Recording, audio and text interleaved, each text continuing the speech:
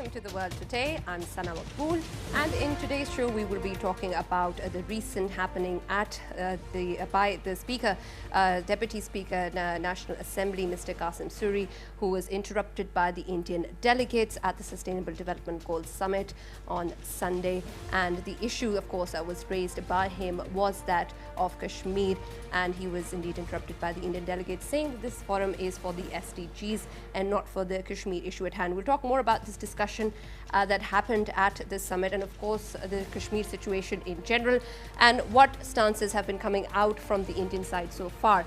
Similarly, we'll also be talking about statements by the international leaders regarding this Kashmir issue, where we see that the US presidential candidate Bernie Sanders has also expressed his opinion, talking about President Donald Trump's recent comments, where he seems to track back from where he earlier standed in terms of mediation on the Kashmir issue, saying now that this is something between Pakistan and India.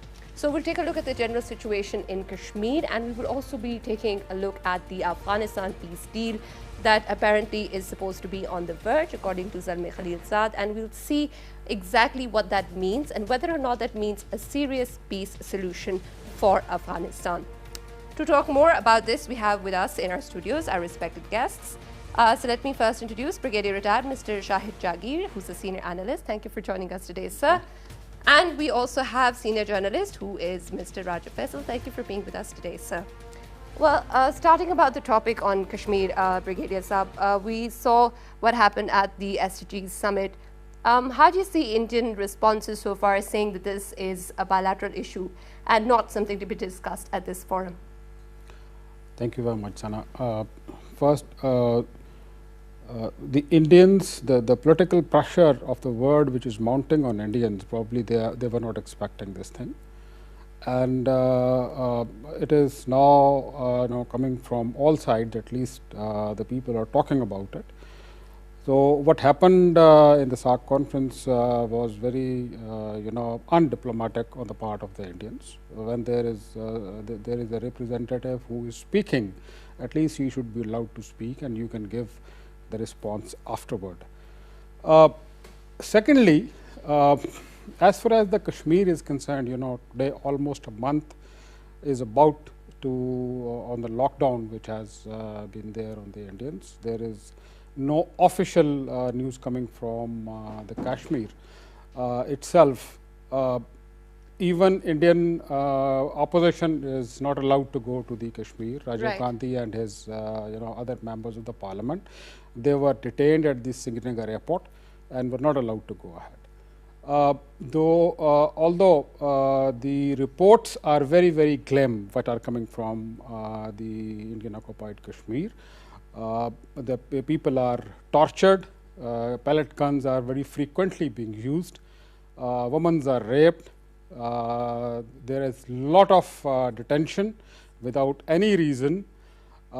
If a casualty occurs, the authorities do not give the death certificate from the hospital in order to ensure that there is no count over there for the deaths. And also the youngsters are being picked up, their parents are being threatened. And a couple of days back, incident was reported on the social media, which was so horrifying that a woman, a young lady was being raped in front of her mother. And when she, protested, that mother was shot dead point blankly. Right. So this is what the situation over there is at the moment in the Kashmir. But unfortunately, the Indian BJP government and the Indian people at the helm of affairs at this time, they are paying no heed at all to the word leaders, to the word opinion in this regard, which is absolutely not acceptable as a civilized country in the Westphalian system and the United Nations system. You see, yesterday the US presidential candidate has very openly talked about this. That, Right. That we have to do something about it. The American government has to do something about it, but all atrocities are going on in the Indian occupied Kashmir. But then again, we don't see similar statements from the administration or the US president himself, who seems to now say that Pakistan and India can resolve this issue on their own. Oh, that's what it is. The U.S. administration, because of its own, South Asian interest, they are not talking about it. But rest of the, not only he, there are many other American congressmen, those who are talking about the atrocities which are being committed by the Indians. Right. We also see Ilhan Omar, who has spoken very vocally against Trump.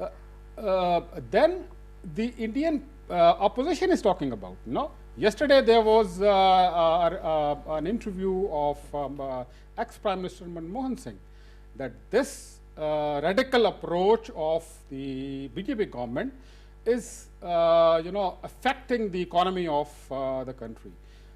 They have taken a loan day before yesterday from Central Reserve Bank of India, almost equivalent to a budget amount. Right. So the BJP government, instead of focusing on the development and economy of the country, they are focusing on this thing because they are propagating that RSS ideology, that Akhand Bharat and Mother India, because they have nothing to offer to the Indians, and that is the only way they are, they are popular. They want to make themselves popular. You see the way the Prime Minister Modi has met American Prime Minister in the G7 summit, calling it a bilateral issue.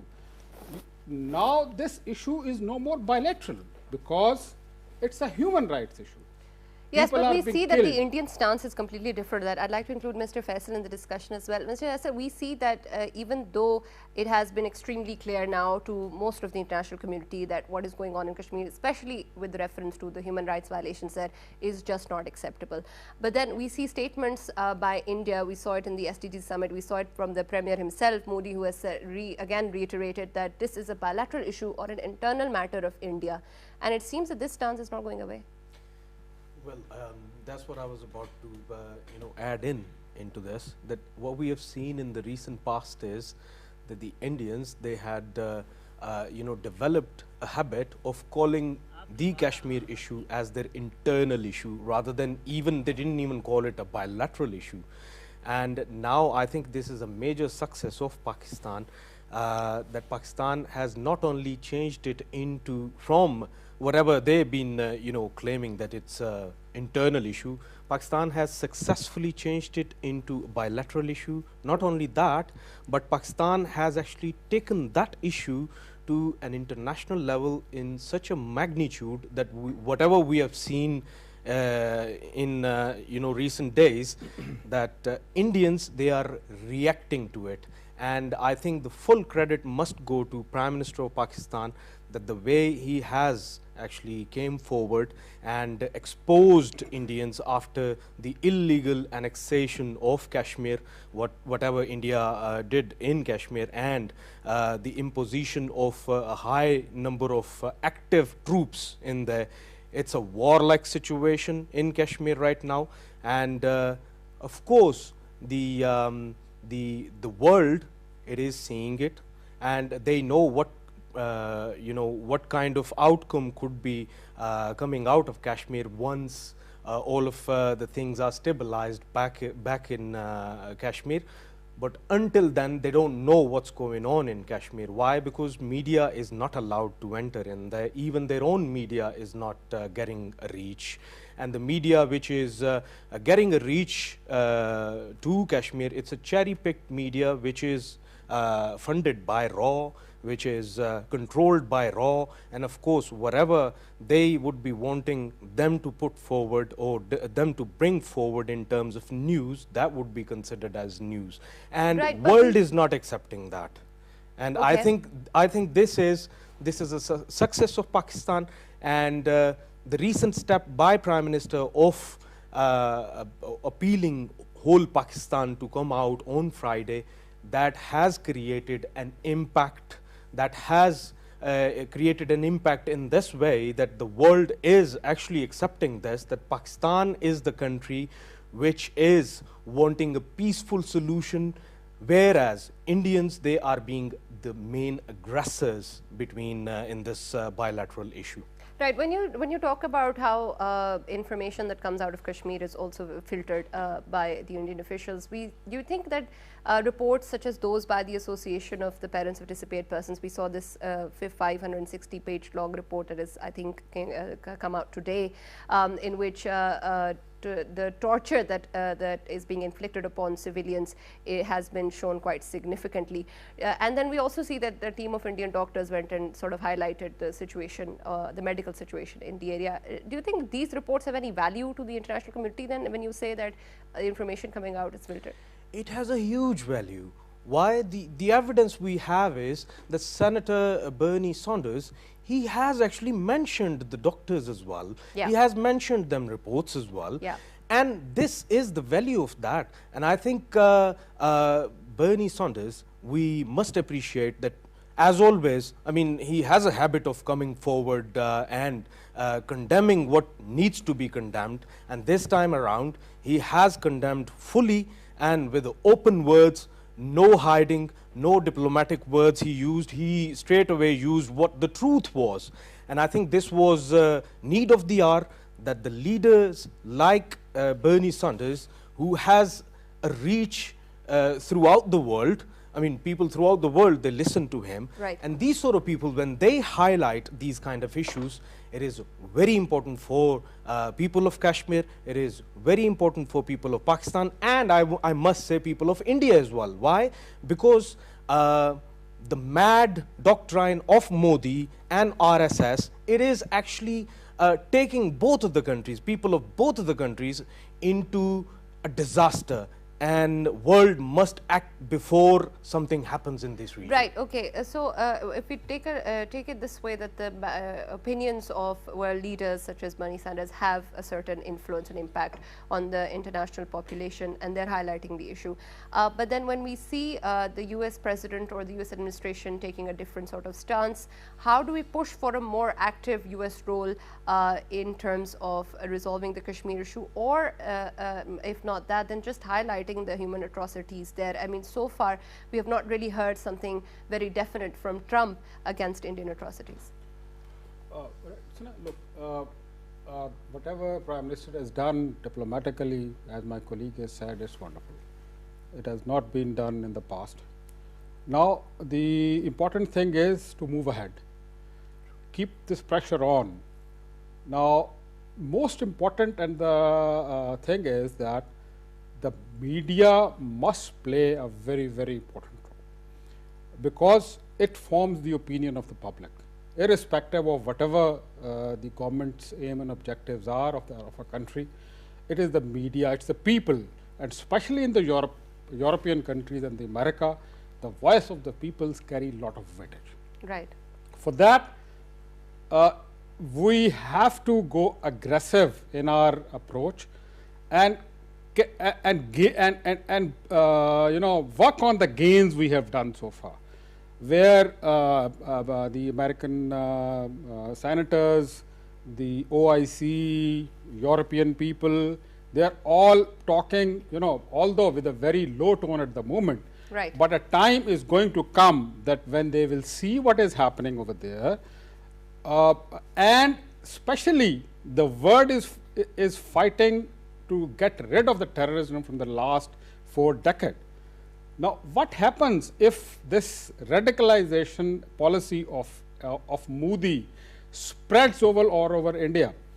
All the fanatic Hindus of the BJP, they are talking about that the Muslims should be expelled from India.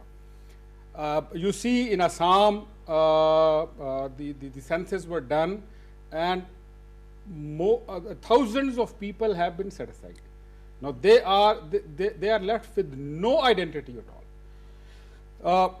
They are talking about the Akhand Bharat. The 20 million people are living in India. What what if they will also start talking of these things? And this wave of radicalization from Kashmir is slowly and gradually getting down, as we have seen after Pulwama, where people in different part of India, they literally targeted all the Kashmiris in whichever country and whichever city they were. So what will happen? This will create a radicalized region, and when the region will be, India will be radicalized as a whole, now terrorism is bound to come. ISIS has proven its foothold in India. So what will happen? They have gone up till Sri Lanka in the bombing. So do this, if all this is engulfed with the terrorist mindset and extremist mindset, the whole Asia will suffer. And the moment whole Asia will suffer, the world will automatically suffer because of the economic dependence on Asia as a consumer market. The whole world's economy will suffer. Right. Similar sentiments were shared by Prime Minister Imran Khan at the same forum that Bernie Sanders spoke, where he sort of underlined the fact that the Kashmir issue is posing a threat not just to Pakistan and India, but the fact that it's going to spread regionally as well. When we see Prime Minister Imran Khan reiterating time and again that something such as the Pulwama incident can reoccur, or that because the two nations are nuclearly armed, this can lead to a strategic miscalculation.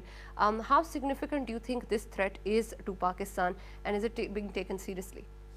I think Prime Minister of Pakistan has handled it very well by mentioning it before it occurs. Right. Reason being, this is what the Indians, they have been doing in past. They have been creating and staging false flag attacks just to malign Pakistan, that Pakistan was sort of like, investing in terror in Kashmir, which has nothing to do with Pakistan.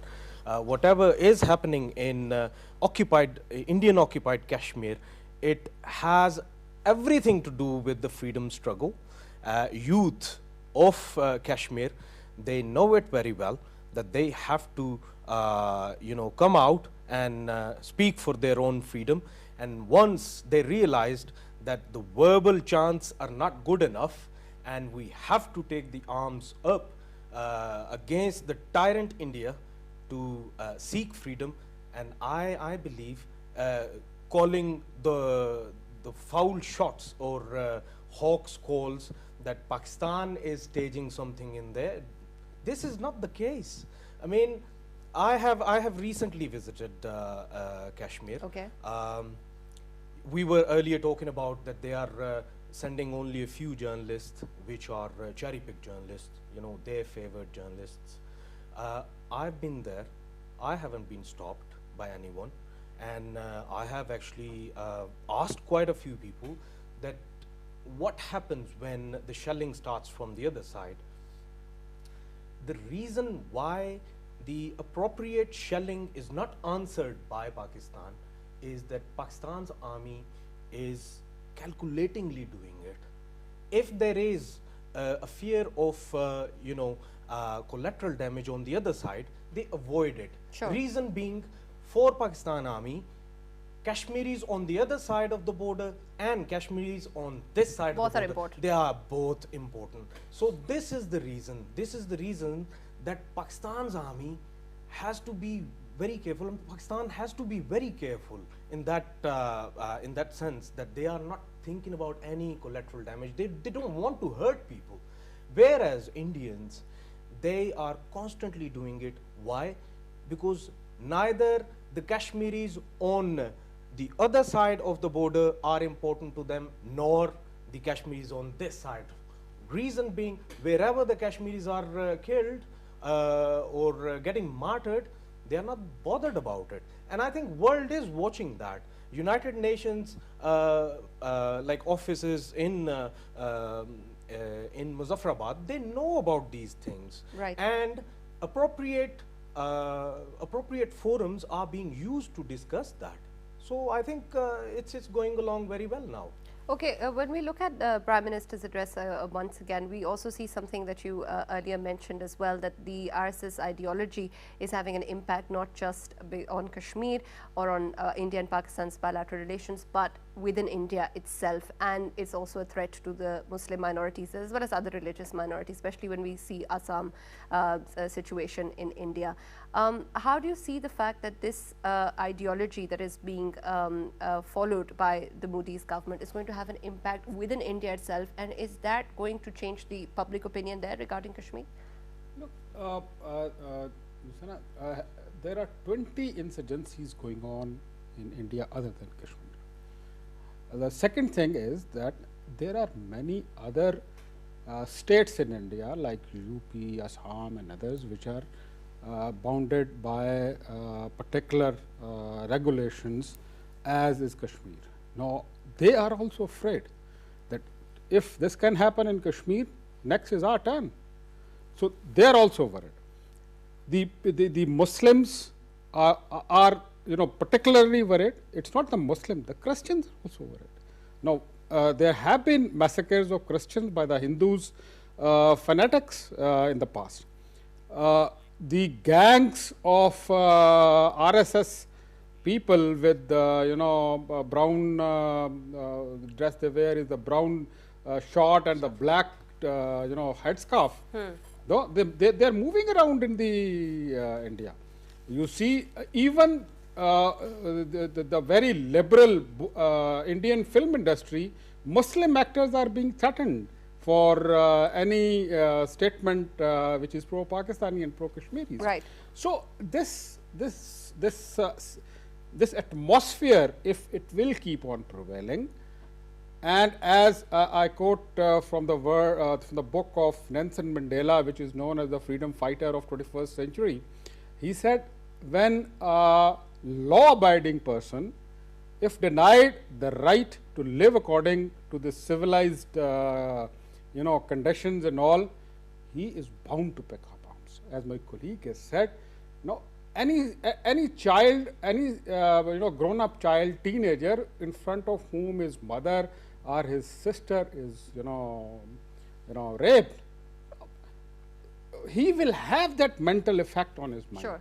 Now these are the people, those who think of, every young man will think of, it's a human thing, it has nothing to do with the religion, and that is why we say that, and the Prime Minister has said, that any incident happening because of the atrocities of the Indian army and paramilitary forces in Kashmir, as happened in Pulwama, now India is bound to connect Pakistan with this, as they are saying time and again that they are going to the infiltration is going on from Pakistan, whereas Pakistan has banned all the these organizations which are creating trouble as such. But India is in no mood at the moment till the time more word pressure will come on him. Now, they are at the moment trying to avoid the General Assembly election, which is going to happen by the end of this month. And they want that this should be, pass away instead of raising a voice towards the Kashmiri. Now, this is the time that not only, as the Prime Minister has said, that he will address the Kashmir issue over there, it is a time that all the Kashmiri Muslims and the Muslims in the liberal world, especially Europe and America, now they should come out. They should support their people like we have done it, rather than that on a day for 1 hour. Now they are the one. Our embassies have to do this job to help them. Kashmiri leadership has to remain united. Malik Saab, who is a Kashmiri freedom fighter, he is put in a cell of 4x8. He's about to counting his health problems and all. Despite that, there is nothing which is being done for them. Right. One thing that you mentioned was that the Indian government needs more pressure to be put on them. And when we see, when we talk about pressure, we see that Prime Minister Imran Khan has also looked at the US, but has also looked time and again at the OSCE as well. He mentioned this as well in his speech, that the OSCE needs to also do more. And when we talked about earlier, expressing its stance, but in a lower tone, if we see what more aggressive stance the OSCE can take, or any particular actions that can be taken by them, what options do we see? Well, first of all, you can hurt a country with the economic embargoes, and I think right now the Middle Eastern countries, they are not in a position to go for that. And talking about putting more pressure by Pakistan, is that Pakistan can engage with the other organizations as well, and Pakistan can engage with a block of two powerful countries, China and Russia. They are actually at very good terms with each other right now, and Pakistan must seek help from them as well. And the civilized world throughout the world, of course, would be with Pakistan.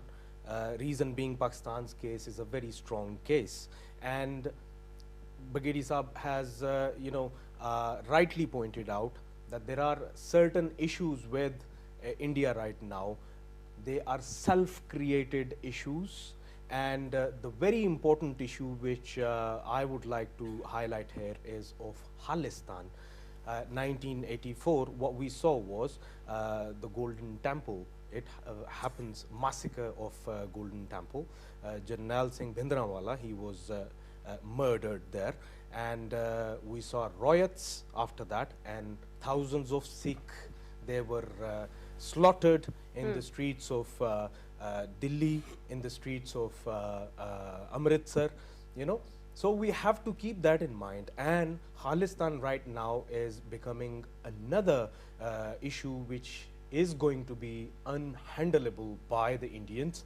And one very important thing which I want to mention here, that bilateral relations between Pakistan and India, looking at whatever's happening in Kashmir right now, world powers, they are actually coming forward to talk to both of the countries for normalizing the situation in the region.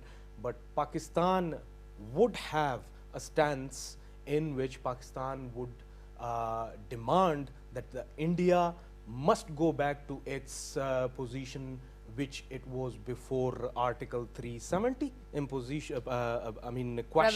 Quashing of Article 370. So they would have to go back if they want to talk to Pakistan. And I think this is a very, I must say, this is something which is very important by Pakistan.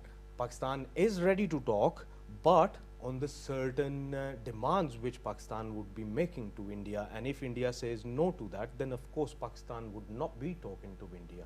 Of course, so a certain premise has to be established.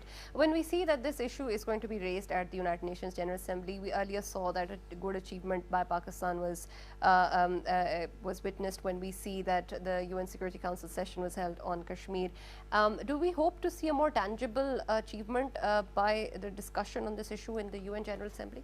Look, the tangible things are happening, as my colleague has said. That they are the voices which are coming up now, that it has been done wrong by the Indians. As my colleague has said, the Prime Minister has, the Foreign Minister yesterday, he talked and said that we have put two conditions for talking to the Indians. Now, Indians are, getting into the mood of talking, and he has said that two preconditions. One, which he has said that Article 370 should be, reverted. Second thing is that the curfew should be lifted immediately. Right. That they should be given the right to sell. But, there are two very important things which we can talk in the General Assembly now. By revoking Article 370, India has, ruled out the so-called whatever, agreement of accession to India of 1947, which the Sheikh Abdullah had done with India. They have, thrown it in the dustbin. They have thrown into the dustbin the bilateral agreement, which was a Shimla agreement between Pakistan and India. They have also thrown it. So now it is no more, a bilateral issue. Bilateral issues are only when two parties sit together and want to talk. Prime Minister Imran Khan, right on coming on his first speech, he has said that we want a good relations with Pakistan. You go, Indian go one step ahead, we will go 2 steps ahead. And we had demonstrated this in the shape of Kartarpur. Despite all these problems between India and Pakistan, we have not stopped that project. We say that we will go ahead. And Alhamdulillah, our speed of work over there is more than the Indian side. Now, having done that, now it is the time that we must seek an intervention of the UN, because the UN has right in 1948 adopted a resolution, and every citizen of a country has a right to live according to the way.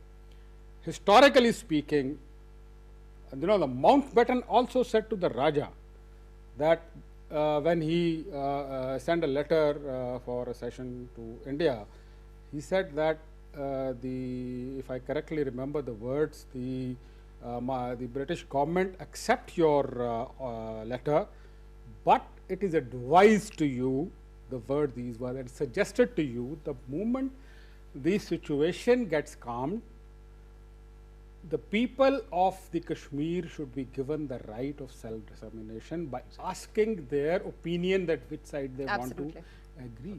So right at the day one, this was the stance. But India, because of hegemonic designs and all that, they do not want to accept this thing. They do not want to accept this thing. Now, as far as the question you asked for the OIC, OIC has very positively responded yesterday. As far as the actions to be taken by any organization, in my personal view, OIC can do a lot by just stopping their import in their countries by the Indians of Indian-made products. Second is that they should say thank you very much to their labor which is doing over there, which is sending billions of dollars back home. And the biggest is the oil embargo from the Muslim countries. That will hurt the Indian the most. So there are many ways. If the sanctions can be put on by the United Nations. But of course, we see that economic interests sort of precede those of a resolution of the issue. If the UN can put in economic sanctions for any small, human rights violation in a country, why can't they do it now when there is such a big massacre going on? If they can do it with North Korea, why can't with India? Why? Right. Because similar things are going on in North Korea, and they have been, putting embargoes and putting sanctions on that country. Why can't they do it with India? Right now, there are not one, not two, not three, several states which are, facing the tyranny of the current India. And North Koreans, by the way, North Koreans' atrocities is not as compared to what is happening. Yeah, what is happening in Kashmir. At least there is something which actually comes out of North Korea that, things are normal. Right, Not it's not that a way, but complete yeah. shutdown. But talking about India right now, I mean, nobody can say anything about Kashmir. Reason being, nobody knows what's going on in there because it's locked right now. It's like a jail, and nobody can go there to meet anyone, and no connection with the outer world, which is disastrous not only for India but of course for the whole region as well. And something I just wanted to add in terms of what the world, the Muslim world could do. Muslim world, yes, they have their own problems when it comes to the economy. They sort of rely upon other countries. Why? Because they don't have their own products to feed themselves, and they do have dependency on other countries. But at the same time, Iranians, I mean, Supreme Leader of Iran, he came forward and he put forward a very strong stance against India on the issue of Kashmir. Same way, the other Muslim countries can do that as well. And I think Iran is the country which is having sort of oil relationships with India. I think they need to think about that as well. But at the same time, we know that they are facing their own problems in the Gulf. Of course, when it comes to US and Iran relationships, bilateral relationships in the current scenario. So there are hurdles for them to do that. But if they were, you know, all okay right now, I'm sure the Iranians would have put oil embargo on the Indians. I think the other countries, they need to do something about it. Why? Because Kashmir is a Muslim state, and Muslims there, they are waiting for their Muslim brethren to come forward and stand for them. Right. And if Pakistan should not be considered alone facing the tyranny of India, Pakistan should not be considered alone in fight for the justice in Kashmir. Other Muslim countries, they must come forward, and what we've seen is Iran has come forward, and Turkish, they are they have the pro-Pakistan stance as well. Rest of the countries, they must come forward as well. Well, that of course remains to be seen, but we hope that other countries also step up, and the UN could also play a more significant role in this regard. Let's move on to the Afghanistan peace deal, in which we see that Mr. Zalmay Khalilzad has recently said that we're on a verge of achieving a certain milestone in this, and this is after the 9th round of talks has been going on in Qatar. But something problematic about this, of course, is that it still focuses on just two things, which is that the US withdrawal of troops and that Afghanistan's soil is not going to be used against any other country, but does not really resolve the issue for the Afghanistan officials or security forces and the Taliban themselves, for them to have an intra-Afghan dialogue, because that's something they're still sort of opposed to. They're only sending their representatives in a private capacity, but it is still something that they're opposed to, especially the elections as well. So do you really think that this statement is correct when Mr. Zalmay Khalilzad said that we're on a verge of a peace deal? All right. Look, the 40 years war will take time to come to a conclusion. One statement that we are on the verge of a deal. Right. Now the deal is it is going to be a phased program. And the phased program, and in which the Taliban's spokesman in his statement in the media day before yesterday, he has said that in the first phase, the Americans are going to withdraw almost 10,000 troops. The rest of them will stay over there. The second thing he has said is that the Taliban, after having an agreement with the US, will talk to the the Taliban leadership, the Afghan government leadership, but not considering them as Afghan government. Now the third thing in this is that, which is very critical, is that the ceasefire agreement which will happen between US and Taliban, it will be between Taliban and US. Now they will immediately lift the ceasefire if in case of a firefight between the government forces and Taliban, if the US forces are the NATO forces which are there, if they will come to the help of the Afghan security forces, the Taliban is likely to withdraw. So there are many ifs and buts in this agreement so far, but the good thing is that they are talking. They are talking. The terms and conditions, obviously Talibans have fought this war for 40 years. They are not the Talibans which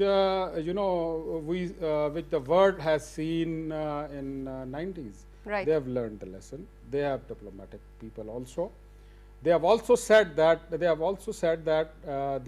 US has to release about 5,000 of their prisoners, and Taliban seeks releasing the US and the allied prisoners which they have.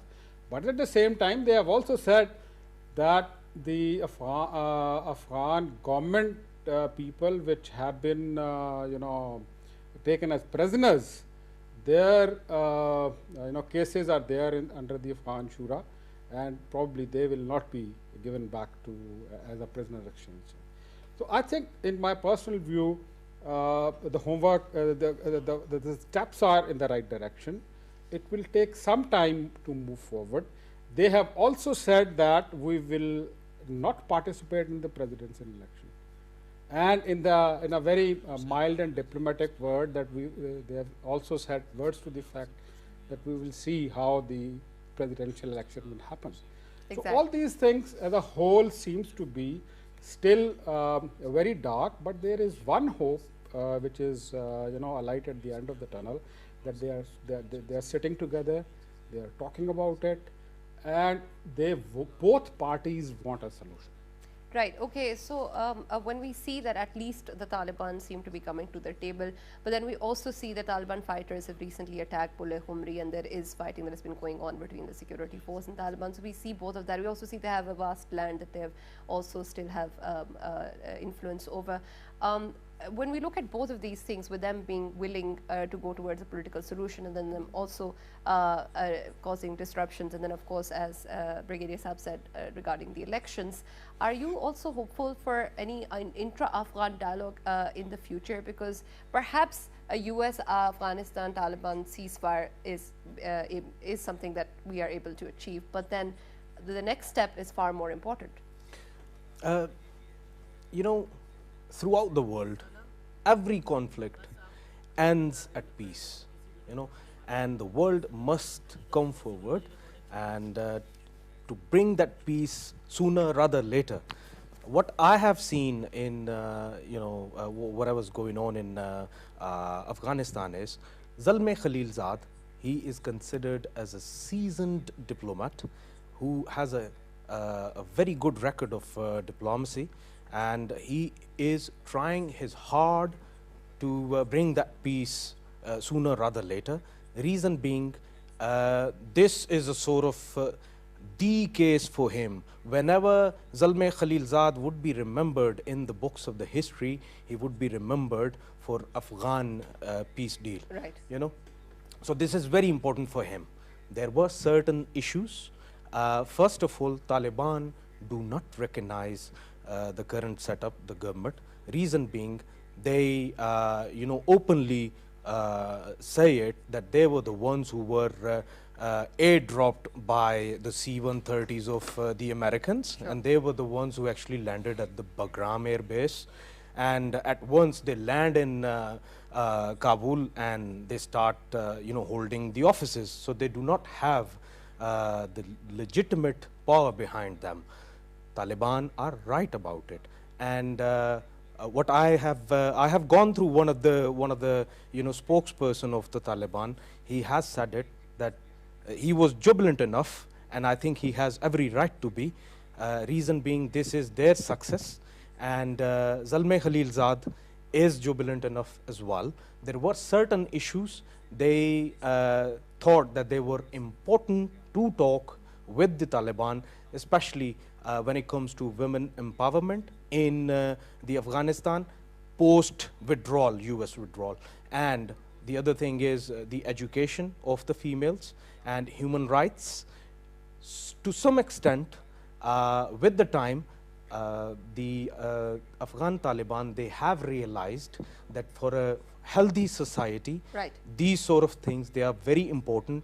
And I believe this resolve is getting to somewhere where we can say that things would get to normalization.